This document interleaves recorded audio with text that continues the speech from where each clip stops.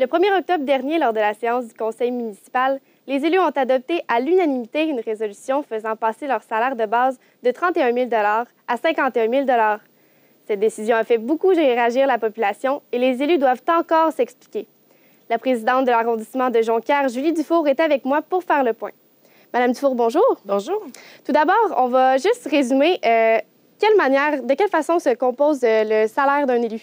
Le salaire d'un élu est un salaire de base qui est imposable, ainsi qu'une allocation qui était jusqu'en 2019, qui est non imposable, mais qui, en 2019, sera imposable. S'ajoute à ça des primes, tout dépendamment, dans le fond, des responsabilités que les élus ont. Donc, de dire que cette année, ça a passé de 31 à 51, c'est faux. C'est de 31 à 41.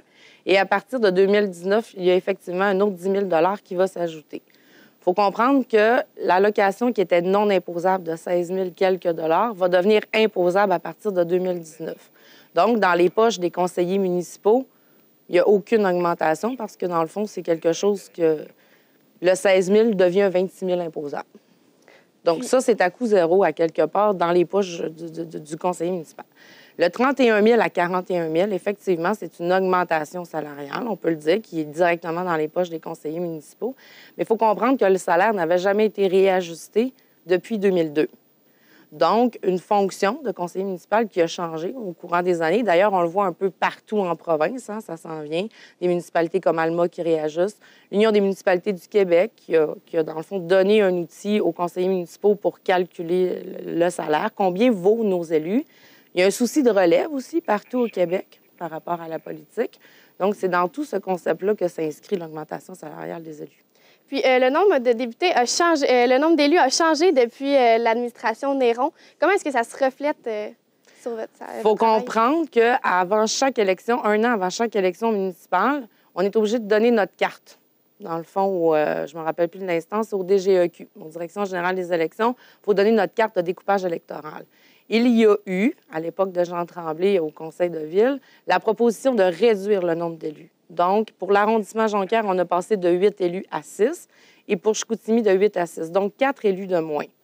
L'augmentation salariale du 10 000 $ de 31 à 41 000 qui fait une différence dans la poche des conseillers, si vous voulez, ce qu'on a fait, c'est qu'on a pris le salaire qui était plus donné avec les 4 élus et on l'a redistribué, dans le fond, sur l'ensemble des conseillers, ce qui fait, en bout de course, là, si la question, c'est combien coûte l'augmentation salariale pour les 15 élus assignés pour les contribuables? Cette année, 58 000 $ de plus.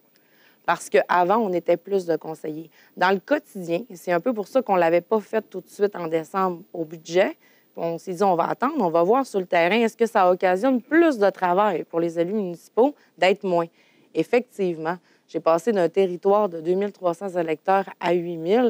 Puis, juste pour donner un peu le terme de grandeur à vos auditeurs, je suis bornée par Sainte-Ambroise, Bégin, Saint-Honoré, Saint-Charles, Jonquière-Nord, Larouche. Donc, c'est un territoire pour prendre ma voiture et sillonner tous les rangs. Ça peut prendre jusqu'à 1 heure, 1h15, 1h30. Donc, ces gens-là, ça doivent être bien représentés aussi. Donc, la tâche des élus municipaux maintenant à Ville-de-Saguenay est rendue une tâche quasi à temps plein. Quelqu'un qui ne fait pas ça à temps plein n'a vraiment plus de loisirs dans son quotidien. Puis le 58 000 $, comment on peut le découper?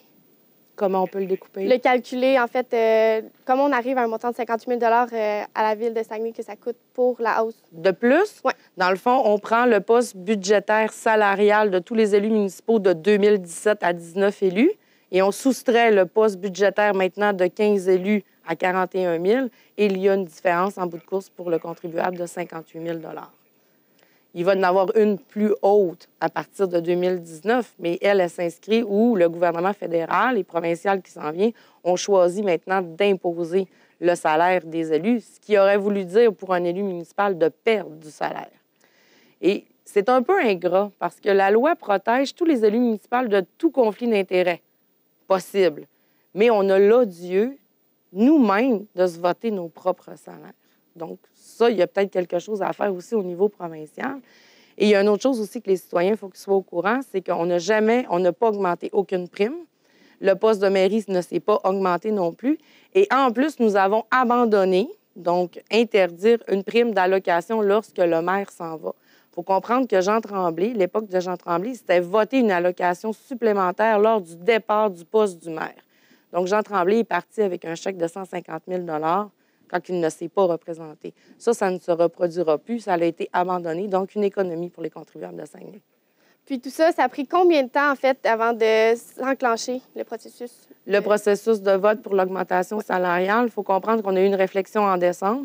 À partir d'avril, on a commencé à en parler. Même au niveau de l'UMQ, ça s'est parlé aussi. On a commencé à faire des entrevues. On a proposé des choses. Et administrativement, pour voter une résolution, il y a 2 processus. Ça se passe sur 2 temps. Donc, il y a eu un avis de motion 1 mois avant le 1er octobre, avec tout le règlement au complet. Il y a eu des articles dans les journaux. On a fait des entrevues, certains conseillers, on en a parlé. La couverture médiatique était « Ah, ben oui, c'est raisonnable. » Tu sais, les salaires ne se sont pas ajustés. On a rapatrié les pouvoirs d'exécutif au conseil municipal, donc encore plus de tâches. Les commissions qui travaillent vraiment plus de monde à représenter. Donc, c'était quelque chose qui, socialement, avait été quand même bien accepté. On avait eu des questions, on a répondu. Et pour entériner notre processus, le mois d'après, il y a des publications. Le mois d'après, il faut entériner ce qui a été fait le mois d'avant, donc le 1er octobre. Et là, on a eu une tollée en disant, bien, ils ont fait ça en catimini en même temps que les élections provinciales. Mais vous comprendrez que le calendrier des séances publiques sont toujours votés 1 an à l'avance, donc tous les premiers lundis de chaque mois. Donc ça ne change pas. Et il avait déjà été présenté en avis de motion et en adoption de premier projet. Donc, nullement en catimini, juste une fin de processus qui a été faite. Et grosso modo, pour répondre à tout ça, l'augmentation, parce que là, il y a eu des chiffres qui ont été avancés, on l'a calculé, tout dépendamment des fonctions de l'élu qui l'occupe, c'est entre 15 et 21 d'augmentation, mais pas dans ses poches. Parce que là-dessus, il faut enlever toujours un 10 qui, dans le fond, va être imposable et qui ne reviendra pas là, aux conseillers municipaux. Parfait. Merci beaucoup, Mme Dufour. Un plaisir. Je m'entretais avec la présidente de l'arrondissement de Jonquière, Julie Dufour. Mesdames et messieurs, au revoir.